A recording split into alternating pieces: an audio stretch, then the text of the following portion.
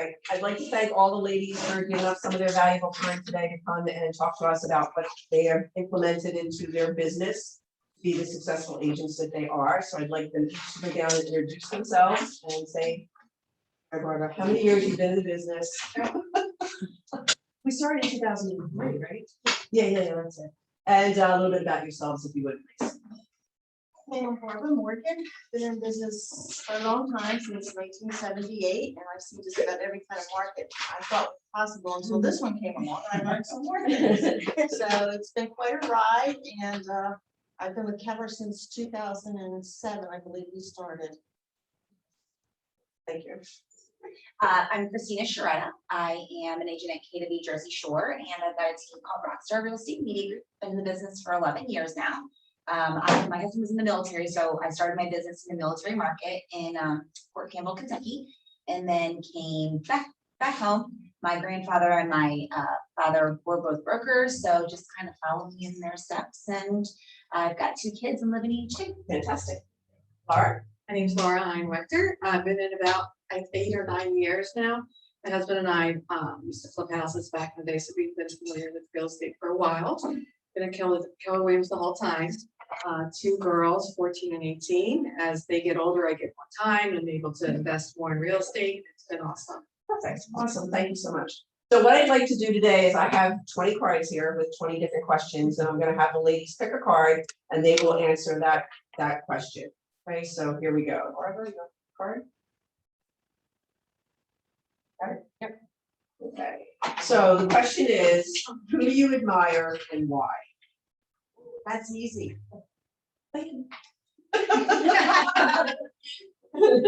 My role model is Melanie Anderson. I adore her. I love her. I've met her several times, and I want to be just like her when I grow up. Exactly.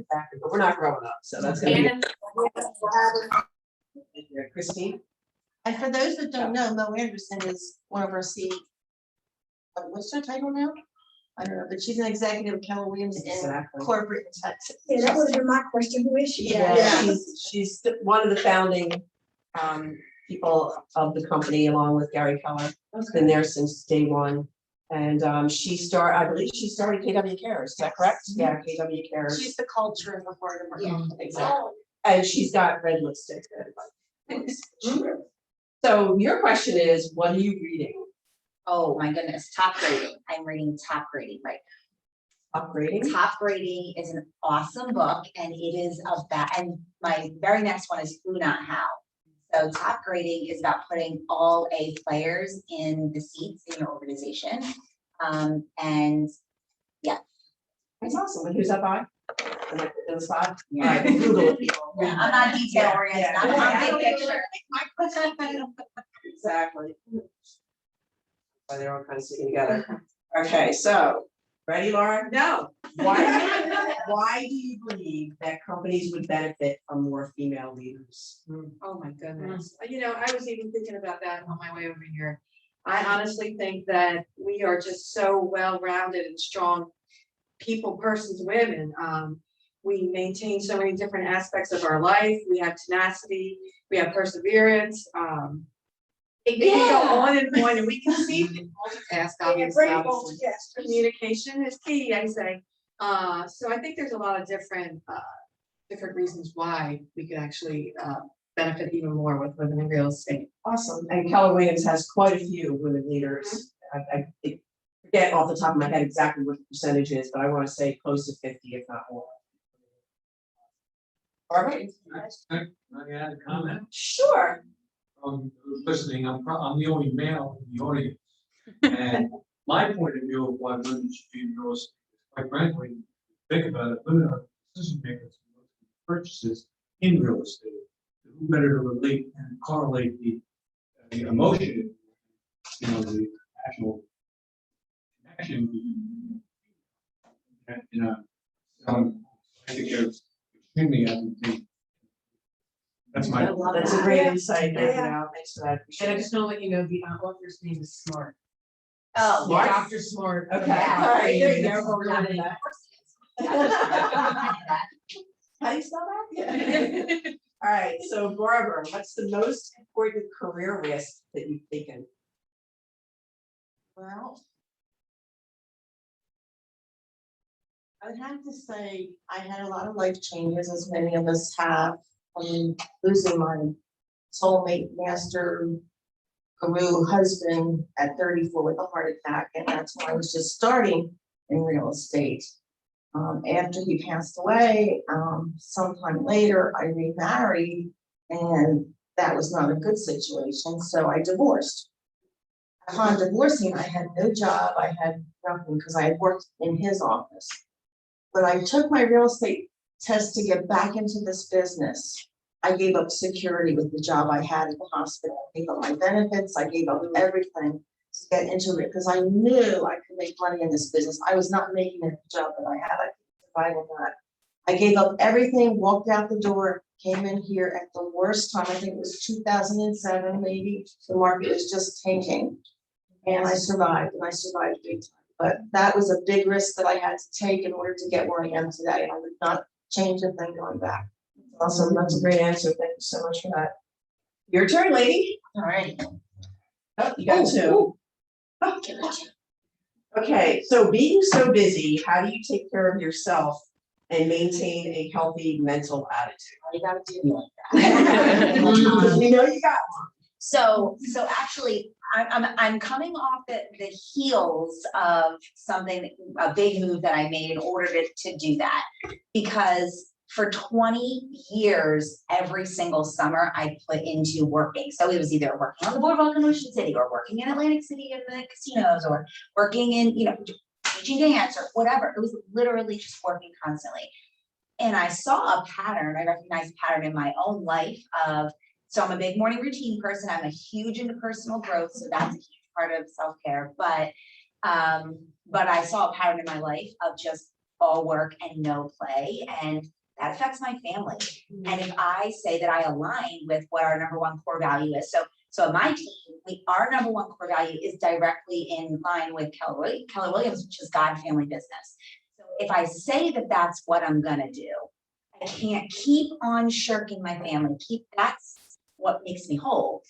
So this summer, with the help of my awesome team, I was able to really put huge focus time and attention, coaching, training, all the things on Monday, going through, and not everybody I know is able to do that, but it's really time management, huge. Absolutely. And living a life by design and not by default. So I decided with the aid of my MAPS coach that I was going to work on Mondays and on Fridays, and Tuesday, Wednesday, and Thursday, I was on the beach while my son was surfing and my daughter was in the sand next to me, and it restored me completely. I feel like a new human being. I'm getting back in the groove. I'm going really, really hard back into everything, but that was that self-care moment that I needed. And I think it's just keeping a constant be do have attitude, and like understanding that you have to become the person and take care of yourself and continue growing, so that you can recognize those points when you're like, oh no, I'm being suffocated by people texting me at 10 o'clock at night and things like that. And then realign those priorities. Right, well, they say that we teach people how to treat us. right? That, So yes. if we don't answer that phone, Expectation. That's Right. all you yeah, gotta that's all you gotta do. do is just say it Yeah. right from the very beginning. That's awesome. So you Yeah. had a great summer. The best summer I've ever had in my life, and I wouldn't have changed it That's for awesome. anything. So we'll do it again next summer. I don't know. Even my coach is like, okay.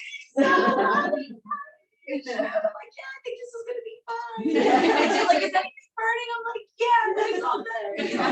And it works, right? It works, It because the one thing, we're reading the one thing, and when it comes down to it, it's like, well, we read the one thing as a team. I mean, it's just like something we constantly talk about. When you're focusing on your 20%, and that's in any stage of your business or your life. So for me, my 20% needed to be my family for the summer, just for a little tiny bit, because it wasn't. But the 80% will fall, and that's okay, because it's not the most important things. Like, I think we need to give ladies, if you're listening, give ourselves permission Yes. to Yes. be able to do that. Because I'll tell you, there was a lot of like pushback, and and a lot of it was myself pushing back on myself, going, "You're not allowed to do this. That's not what you need to get back to work." And really, I was like, "No, I'm just gonna keep on sitting in this beach chair and watching my kids take this life." Exactly. And it all works out in the end. doesn't Yeah, it? and it was great. Yeah, we put too many things that are important that aren't really important on our plate. Oh, Yeah. so right. And then Gary says that we become being exactly like what we don't want to become, all the things that we should have said no to in the very first place. Right. And Al, I think that relates to men as well, to be honest with you, right? Yeah. We all do it, you Yeah, know, we do. especially in this business, I mean, we all do it. Yeah. Time management's so important, like you said, family is quintessential to my mental health, quite frankly, and my wife's and daughter. So yeah, it's extremely important and to be able to, like Christina said, you basically time block that to 20%, you concentrate on it, everything. It'll fall into place. You do the most important 20 to get income. Exactly, and I think too that when you do that 20% and you're focused on it, it gets done. It gets It done. gets done. And you're like, Yeah. oh, the time, the work expands for the time allotted or whatever, that's like, there's a saying, again, I'm a big friction on a detail person, but you know, work expands to fill this time and space allotted or whatever. So it's like, I realized, I was, well, more easily said. And exactly, it does, it gets done. And it's not like my business fell through the hoops. We flourished all summer long because Mondays and Fridays were my days to just shut down and make sure everything got done. And then I could just shut down. That's Perfect. That's awesome. Good for you. You're gonna have to have a class on that. I would not have been able to teach on that before doing that. Exactly. All Sounds like right, a good class though. it does, right? Okay, so Miss Laura, do you or did you have a mentor as a female leader, or are there other women that inspired you? Here she is right there, right? Absolutely. Barb Morgan has inspired me, has taught me so much, has challenged me in so many different ways, and she continues to. And she calls me out when I need to be called out and helps me get refocused and aligned. There's a lot of great women though within our office that I know personally, and I can name quite a few. Well, just for time's sake, I won't. But Barb Morgan has really helped me a lot. And thank you so much. Thank you so much. And she also came at a time in my life where my parents had passed, and it was a tough time for me. I let them go within 4 months of each other. Wow. And through that whole time, you know, she kept me aligned and kept me focused. And like I said, she continues to challenge. That's awesome. Awesome. I'm glad that she was here today, so you could say that. Thank you. Say that. All right, Lydia, your turn. Okay. What is the one decision you wish you didn't make in your business, and what did you learn from it?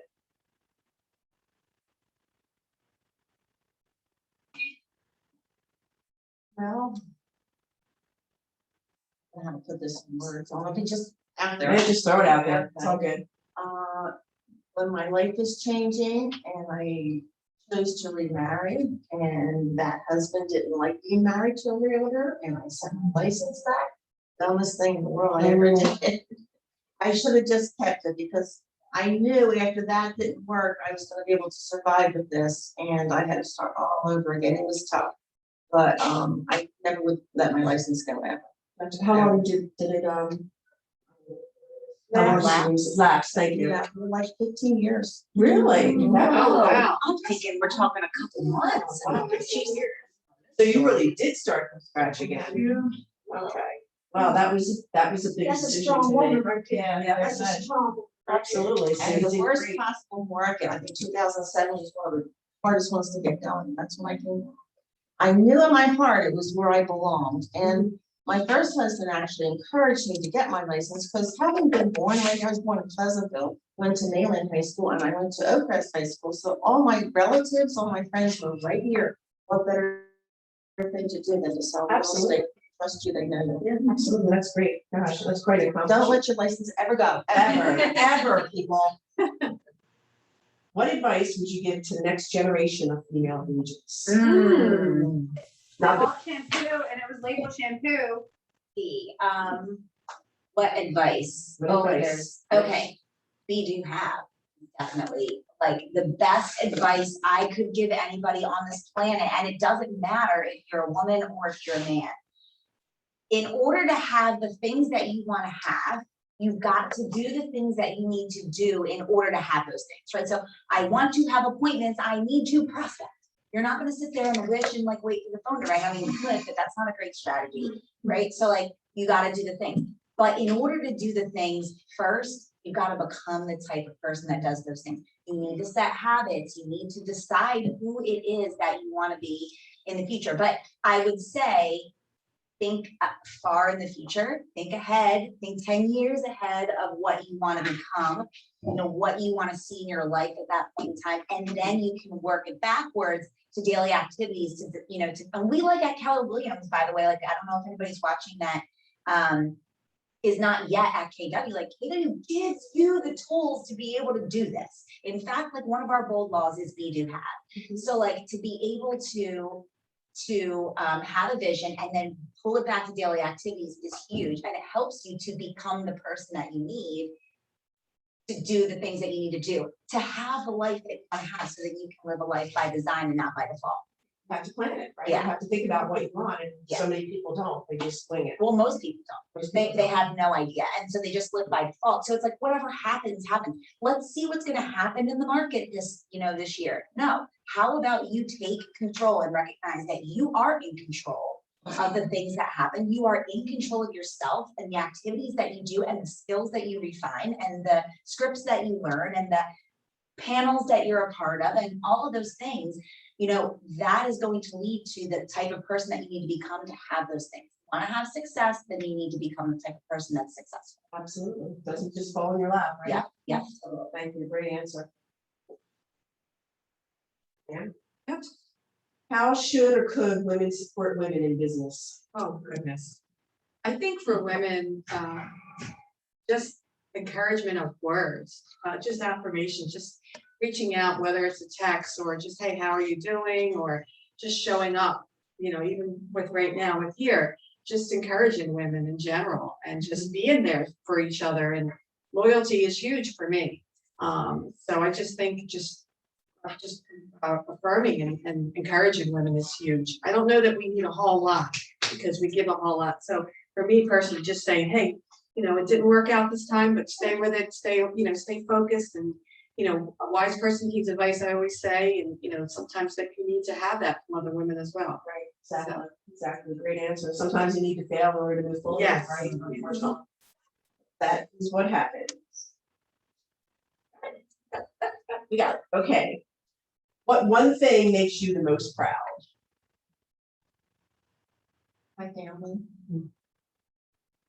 All my family actually got their real estate license. Whether they're in it now or not, doesn't matter, but they did it, which meant that they admired me and they wanted something that I had. So both of my children, both of my grandchildren did it. And, that makes me proud. They admired me enough to do that. Absolutely, they want to follow in your footsteps, and they were big footsteps to follow, so I have to say.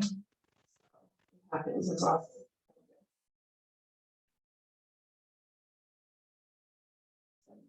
Yeah, It's okay. what's your typical day?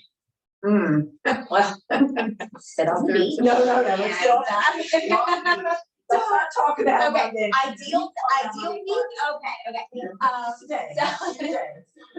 Yeah, let's talk Monday, about okay, Monday. good, all right, Monday's a good one. Okay, so summer got really off of my yoga. But typically I will I'll take yoga from 5:30 to 6:30. And I'm pretty crazy about my morning routine, which I do. So there's a great book called the morning Miracle Morning, right? Thank you.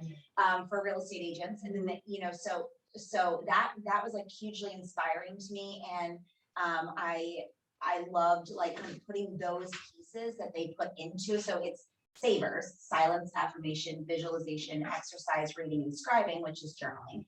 So encompassing all of those things in my morning routine, they set me up. And when I do not so one of my girls used to say, like, did you take yoga? Because I know if you don't take yoga, you get sideways on Mondays. So yeah, exactly. I just, I'm unfocused. I'm just like, wait, I have no plan for this meeting right now. So morning routine, and then just kind of getting into the grind. So I'm not in production. So our team would be 9 to 12, prospecting activities and things like that. Usually in 9 to 12 in the morning, I'm prepping for like any of the meetings that we have or the coaching that we have coming up. And then we just get into like 12 o'clock is usually when we have our meetings and our coaching schedule and things like that. And that kind of goes till about like 2 or 3. And then the rest of the day is kind of whatever 20% work that is kind of lingering and looming and waiting for me to Gotcha. complete it. What, on a typical work day, what time does your day have? Your work day? When I'm being really good, like 6 or 7, when I realize I need to throw a cog in the wheel is when I'm falling asleep with my laptop in my hand, in my lap, and kind of like, that's it. Then I start doing that for a couple of weeks. I'm like, okay, we can break this pattern. This is new. And I don't teach that, right? Like I literally am like, you need to shut your phone off at 7 p.m. because we need you to be at 100% at 9 a.m. So we need to set some boundaries here. But I'm not always the best practice. That's who that call's coming from. So, Yeah. And what kind of fires you got going that day? Yeah. I seem to go with some season. Oh, yeah. Well, I find it in monthly too. If you work on a lot of your closings for the end of the month. Right. First week's kind of, hey, we're floating along, and then the second week starts to build up. By the third week, Like, we're never gonna meet these numbers. We're a failure. There's a point you're like, how do we do that? I don't even know. Yeah, and then you go crazy for a week, and then it's flowers and sunshine. Yeah. So you're right. It does seem to have some kind of method to the madness, I guess. Okay. How has the pandemic changed the way you do business? It changed a lot as far as even self-discipline at home for me and time management, because my kids were home too. Trying to get them used to being online with schooling. Shelby was pretty much on set, ready to go, but Lauren needed to help her. So that really, you had to become creative too, with not only how you manage your day, how you handle your clients, because depending on each client, some clients were more sensitive to the showings and things than others. So I think it taught me really to be more creative, more self-disciplined, and I actually surprisingly did extremely well during the pandemic. I reached a lot of goals that I wouldn't even think I could normally, and I did. So it actually helped me a lot.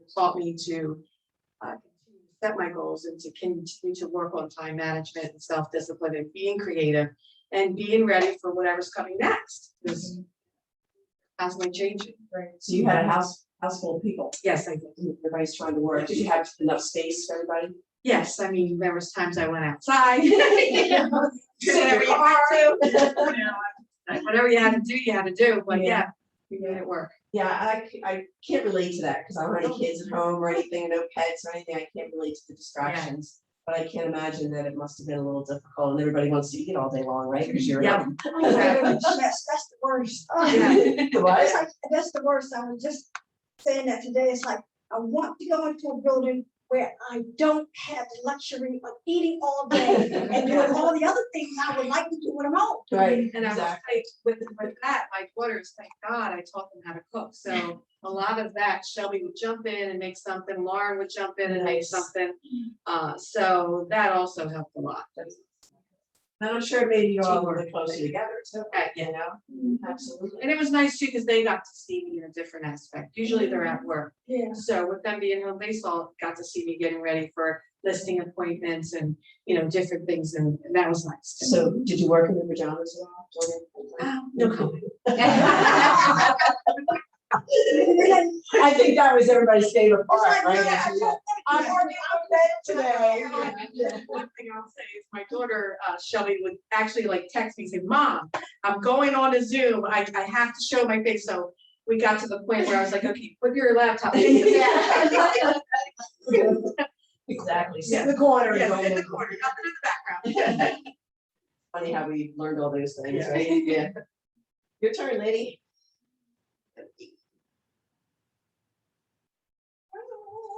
Okay. How do you stay positive and motivated when things aren't working out? Prayer and reading my Bible. I think God direct my day and He never fails me. It's fun. Short and sweet. That's your short and sweet answer. Okay, you can't really compete with that one. I'm sorry. I'm better than that. I should just take Then these take ones. that, there we Really, go. that was just the easiest. I like, let's take the one that's at the bottom in the middle. All that time to do that out. Okay. kind of same thing, how do you balance work life and responsibilities? I don't, it's a constant balance. Like I think Gary Keller would say, you know, there is no such thing as balance. You know, he says that in the one thing, that we're just constantly sort of teetering between like, okay, so I heard it said this way in church before and I totally love it. So I heard it said, and now again, big picture, not detail person. But apparently, when a plane flies, autopilot or whatever the case is, the way that it flies is not just like a straight path up and down, but what it does is it'll begin to like get off course, and then the autopilot like bumps it back. So the whole time it's going like this, and it's kind of getting off course, but then it's rerouting, and then it's getting off course, and then it's rerouting, and so that's what they were saying that God does. You know, they're saying that God just bumps you back. But I kind of think about that visual when I think about the idea of balance. It's unachievable. There's just not a way to just, you can have everything, but like, it's a mindset. Like, be thankful for everything that you have, and you do have it all. And the balance between it is just a constant, you know, moving over this way. That's not where I need to go. Let's get back on course. And so it's a journey. Exactly. Yeah. Now I've heard that described as a ballerina. You see a ballerina on her toes and she looks like she's doing great. Where actually, if you got up close, Yeah. her feet would be going like this. Yeah. But you don't see that. That's the discipline, and that's our balance means different things to different people. Yeah. You want to pick the end, or you want to go the other end? Oh, it's Laura. I'm sorry, darling. I'm so sorry. You got to go to the middle. I didn't have you. Yeah. Perfect. What do you think is the best part of your job? What's the worst part of your job? Ooh, okay. The best part is helping people. I love helping people. That's just actually, it's part of who I am, and part of, like, I almost consider it like a ministry as well. I love helping first-time buyers, young buyers, even waiting it through. Sometimes you have a client that they're not quite ready to buy. It might take them a year or two to get their credit right, finances, whatever it may be, and just helping them get to that point. I noticed with the pandemic that I truly do love being a realtor, because one of the things that really bothered me was I couldn't sit at the table, and I couldn't see their faces, and, you know, see them being happy and achieving the goal that they wanted to have. As much as I like getting my check, I do, that was really huge for me. So that kind of is huge. I do love that. And the Worst part of the job. The worst part of the job, when the deals fall apart, when you can't make, sometimes you don't, whether it's a seller or buyer, you try your best to make everyone happy. But sometimes, whether it's the seller or the buyer, they might not be as realistic as to the market or whatever the situation may be. That's really hard. Or they might, have different expectations of how they thought it should go. Exactly. And that's hard. It's hard when you can't, I don't want to say convince, because that's too strong of a word, but when you can't give people facts and they only hear what they want to hear, they're not really Right. hearing what you're telling them. right. And you know they're going off course, and you know things are going sideways, and you just want to put them back. And And you try, and you go back, Yeah. whether it's a seller saying, okay, you went into this expecting this, and you got more than that, but they still might not be happy, Right. and it's just trying to, sometimes you have to just let it go and keep doing, maintain your integrity and who you are, and know that you gave them your 100% or 150%. Absolutely. There we go. Yay. Okay. What inspired you to get into real estate, and why? You know, your first husband said, Yeah, he jump encouraged over, me, but it was at a time that I didn't have a future career. I got married out of high school, had children right away, because that's all I wanted out of life. And then when they went out to school, my daughter was starting school. Now what am I gonna do? and the And beach, Christina. You hate the beach? I hate the beach. I lived Barbara. through my entire life. That's blasphemy, yeah. So I really had to make a decision, what was I gonna do for my future? Sure. And that's where it was just a little thought, and it was the best there for mom. Awesome. Thank you for that. And right? This is strong, and the waves and the undercurrent. No, I love it. Every night I was. We always had his name around pool, sorry, it was heated and it was nice, it was clean, I could see the bottom. You were spoiled. I was. Although I will say, the water was very clean this year and. Very warm, clean. And warm, you could see the bottom. Yes, You it's you very just nice. totally missed it. It was crystal. It was very nice. Maybe next. If you could have dinner with anyone, who would it be and why? Oh. Hands down. Oh, it's a toss up between Mel and Diana. For sure. Okay, explain who Diana is. So Diana Kokoska is the founder of MAPS coaching. And Mo Anderson, as Barb said, was the cultural icon of the company. And I've only been at KW since 2018. So, and I was at Berkshire Hathaway before. So the change of what I saw, because I came over in February, beginning of February, end of February, I went to family reunion. And that was, Powerful. I mean, and in my opinion, like I should have gone back to advice like new agents, go to family reunion and go to mega camp. Like you are missing it if you don't. Because being able to see what culture looks like from the top down is so unbelievably powerful. It keeps me inspired, it keeps me focused, it keeps me big vision, like to see what's actually possible, you know, and Gary is and his parents were teachers. So he's such a teacher. He's like, here's how I did it. Step 1, step 2, step 3, you know, like here are the 7 levels. Would you like to do this too and build $1 million business?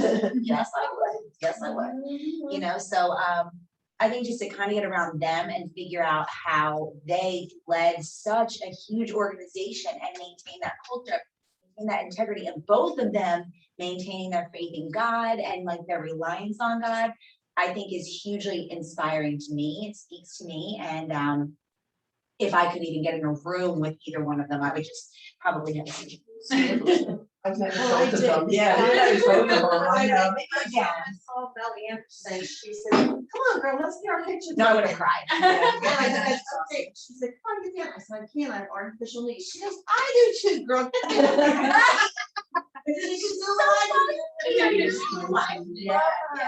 So if you had to, we're gonna let you have dinner with both of them. Oh, thank God. Yeah, that's not a problem. So what one question would you ask them? I would ask them, that's a great question. I would ask them what they believe is the one thing that they've held on to the entire time that has gotten them to where they've been. Because for me, it's be do have. That's something that rings true in my mind. And there's such wisdom that comes from their mouths. I want to know what that one thing is that they feel like they've clung to. I have an inkling that it's probably God, but I would like to hear from them what that one thing is. One thing I remember most saying that really hit home, because she said one time, it's okay to be rich. And I'm like, rich, it's hard for the rich man to make it to heaven. She says, it's all right to be rich as long as you share it. And that just rung a bell. It's okay, make the money, but make sure you share it. I thought, wow, that was just Cool. She just has so many good things. And it's funny, it's ironic, there are a lot of people that are afraid of money. There's the wicked rich and there's the godly rich. Exactly, So, all right, we're running down to the wire. Sticking to the middle. All right, sounds good. What do you do to inspire others? Whew. Well, I try to share, and I first thought I think of as my daughters, Of course. but even with others, I try to be as transparent as I can be. I don't mind sharing my failures. I don't mind sharing my mistakes. One of my key verses, like I always say, is a wise person needs advice, but a fool laughs at it. So I just try to share and motivate in that way. awesome.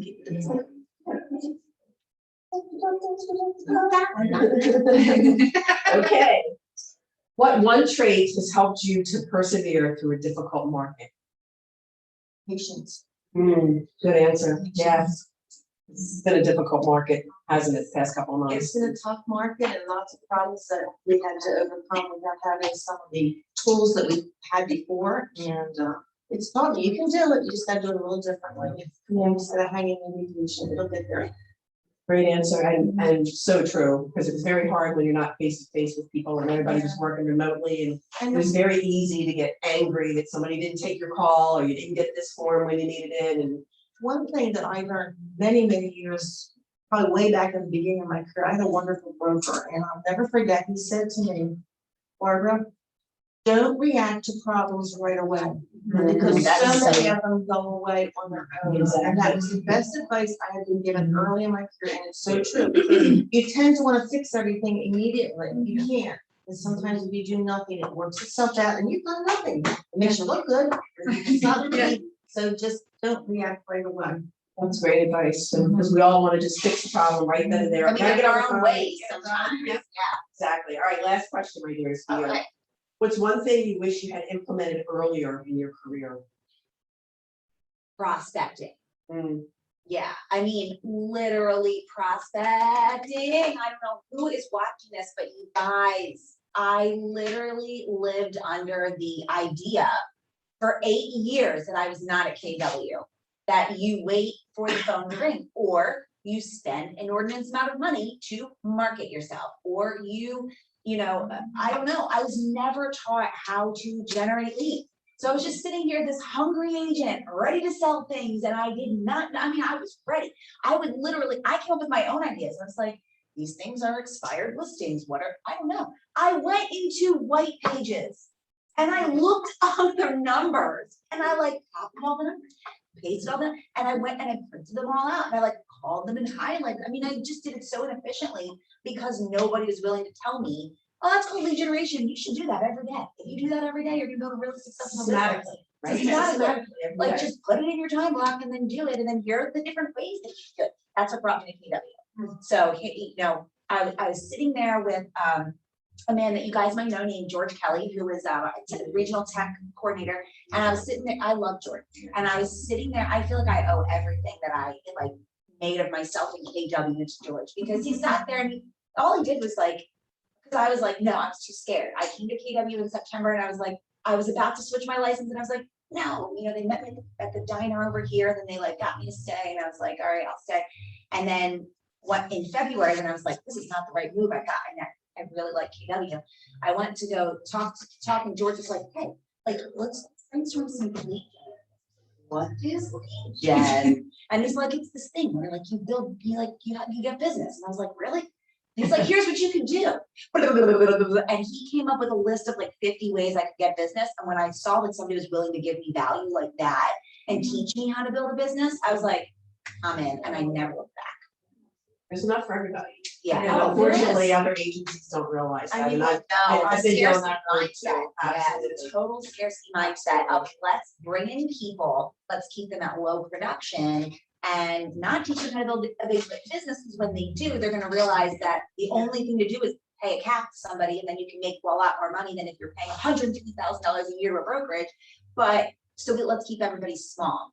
KW is like, no, how about we just make room for your empire in our empire, and we'll give you a vehicle to go and do that. And there's do enough of the empire for everybody. There's so much. I mean, your empire gets to be your own. Literally, I love surfing. I love, women. I love, local moms. And so I've built a brand within KW around like those things that I love, and it's just like you can do what there's opportunity for everyone, just like you said. But if you have a scarcity mindset, you're gonna get in your own way. There's, I don't want anybody else to have it. It's mine. Right.